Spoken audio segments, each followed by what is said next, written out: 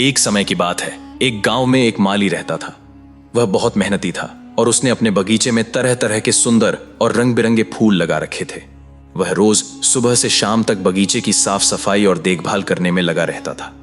माली रोज सुबह फूलों की टोकरियां भरता और नजदीक के बाजार में बेच आता। जब कभी भी गांव में कोई उत्सव या त्योहार होता तो आयोजक माली से फूलों की व्यवस्था करने के लिए कहते। माली अपने नौकरों के साथ फूलों की टोकरियां लेकर वहां पहुंच जाता। एक दिन की बात है, राजमहल में एक बड़ा उत्सव था। राजा ने पूरे राजमहल को सजाने के लिए 100 टोकरी फूल मंगवाए। माली सुबह जल्दी उठा और अपने नौकरों को लेकर बगीचे से ताजे फूल चुनने लगा।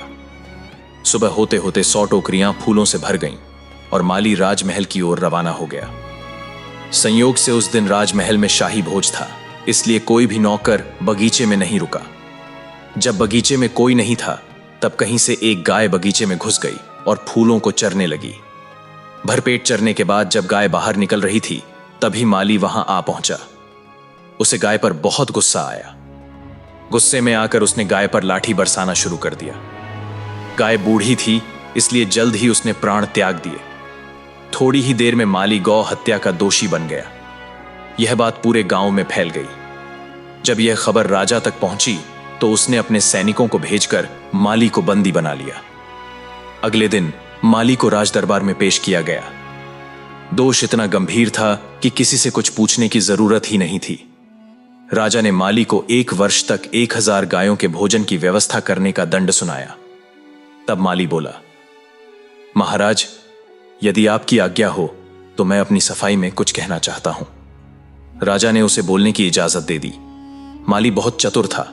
उसने कहा, महाराज, बेशक गाय की हत्या मेरे हाथ से हुई है, लेकिन आप तो जानते ही हैं कि शरीर इंद्रियों के अधीन होता है और इंद्रियां इंद्र के अधीन हैं। ऐसा हमारे शास्त्रों में लिखा गया है। इसलिए भले ही गाय मेरे हाथों से मरी हो, लेकिन उसका पाप इंद्र को लगता है। राजा माली की बात सुनकर हैरान रह गया। उसने फैसला स्थगित कर दिया और इंद्र के आने तक का इंतजार करने का आदेश दिया। जब यह बात इंद्र तक पहुंची, इंद्र ने एक ब्राह्मण का भेष धारण किया और माली के बगीचे में जा पहुंचा।